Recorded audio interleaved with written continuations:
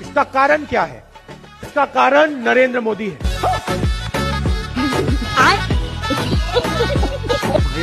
कमाल का भाई। भारत माता नहीं बोल सकते हम लोग। क्यों नहीं बोल सकते? भारत माता, माता भारत मतलब पूरा भारत हमारी माता नहीं है। माता सिर्फ हमारी माँ है। गांधी को मानते हैं आप? गांधी को मानते। उनको राष्ट्रपिता फिर क्यों कहते हैं?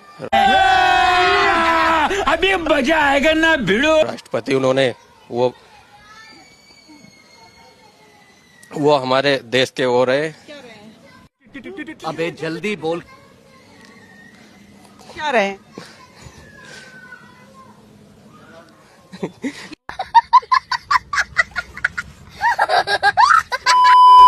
जय श्री राम दोस्तों, स्वागत है आप सभी का हमारे फिर से एक न्यू वीडियो में, जहां आप सभी के लिए लेकर आ गए एक न्यू ब्रांड सा वीडियो। तो वीडियो बहुत ही शानदार होने वाली है, तो प्लीज वीडियो को शुरू से अंत तक देखें। और अभी तक हमारे चैनल को सब्सक्राइब नहीं किए तो प्लीज वीडियो को लाइक करके चैनल को सब्सक्राइब कर लें। तो चलिए स्टार्ट करते हैं।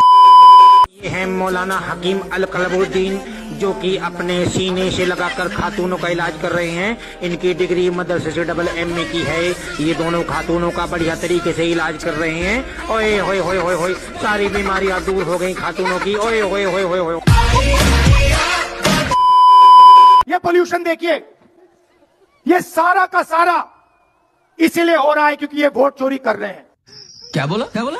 ये पोल्यूशन देखिए, ये सारा का सारा इसीलिए हो रहा है क्योंकि ये वोट चोरी कर रहे हैं। मस्त जोक मारा रे। ये हंस रे हलकट हंस।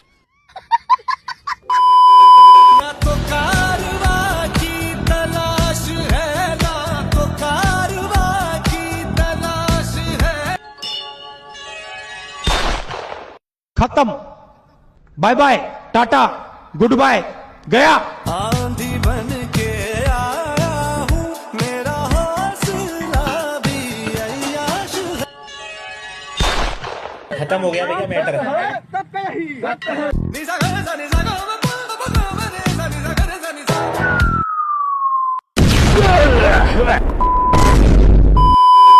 आतंकवाद का कोई मजहब नहीं होता, ये बात बिल्कुल सही है, मैंने मान लिया।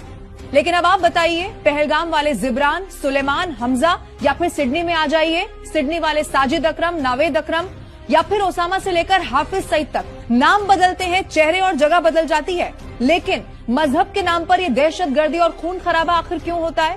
सवाल तो ये भी है, निहत्तों निर्दोषों पर गोलियां चलाकर ये मौत बांटने वाले नाराए तकबीर, अल्लाहू अकबर जैसे खास मजहब के नारे आखिर क्यों लगाए जाते हैं? क्या ये धर्म विशेष की छवि को खराब नहीं करता? क्या ऐसे लोग बाहरी नहीं है? ये धर्म विशेष के दुश्मन नहीं है, या फिर इसी मजहब के ये भटके हुए लोग हैं? और अगर ये सब कुछ गलत है तो फिर मुसलमानों को बुलंदी से दुनिया को ये बताना चाहिए कि ये बिल्कुल गलत है। और आप जानते हैं इसमें भी सबसे जरूरी बात क्या है? अगर मुसलमान चाहते हैं कि मजहब के हर एक को एक तराजू में न तोला जाए, तो फिर इन दहशतगर्दों के खिलाफ आप पुरजोर यहाँ पर मुखालफत क्यों नहीं करते? ये सच आपको देखिए तल्ख लग सकता है, लेकिन दीन के नाम पर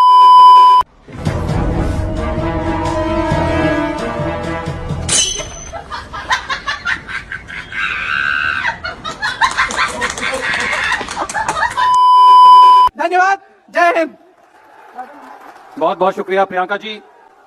और अब मैं आमंत्रित करूंगा एक ऐसी शख्सियत को, वो जो कभी थकते नहीं, जैसा प्रियंका जी ने कहा, वो जो कभी रुकते नहीं, जिनकी कथनी और करनी में अंतर नहीं।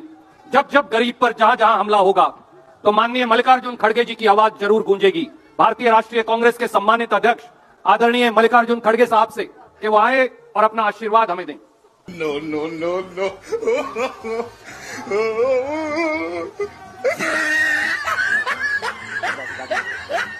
राहुल जी ने कहा कि वो पहले बोलेंगे। हैं? ये क्या हो गया? ये क्या सुन रहा हूँ मैं? गजब बेइज्जती है।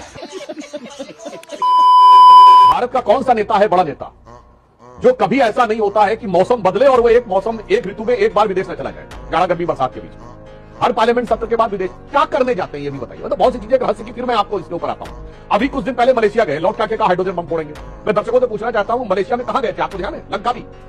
लंकावी का कोई इंडिया कनेक्शन है क्या? हाँ, लंकावी में एक भारतीय भी रहता है जिसकी भारत में एंट्री बैन है। ये वो है जो शांति का मसीहा जिसको दिग्विजय सिंह ने बोला था।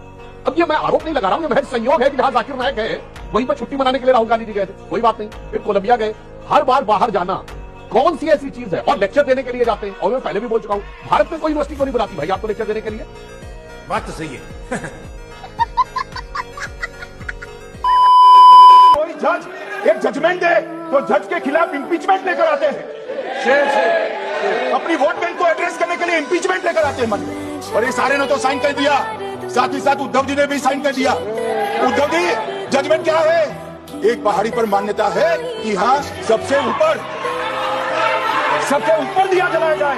मान्यवर, एक वोट बैंक को संभालने के लिए एक हाईकोर्ट के जज के सामने इंपीचमेंट लेकर आए हैं। देश की जनता उनको मैं आज से 10-12 साल पहले न्यूज चैनल की बहस पे आया करता था। आप होते थे एंकर, रोहाना जी बैठी हैं, वो हुआ करती थी।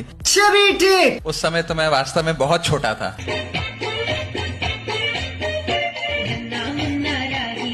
मुझे याद है मेरी दाढ़ी भी पूरी नहीं आती थी, मेरे बाल भी सफेद नहीं हुए थे। ओए चिकने, अब तो बाल भी सफेद होने लग गए हैं, तो अब मैं युवा नेता नहीं रहा, मुझे लगता है। नहीं, हमारे देश में जब 55-56 साल के युवा नेता हो सकते हैं तो आप तो अभी सिर्फ 37 साल के हैं। इस वजह से ये तमगा मैं आपसे नहीं छीनना चाहूंगी। पार्टी है जो 3 बैगन वाली, क्या है आपका पद, क्या है इसमें? हम युवा नेता हैं। 55-56 साल के युवा नेता हो सकते हैं। मुझे क्यों तोड़ा?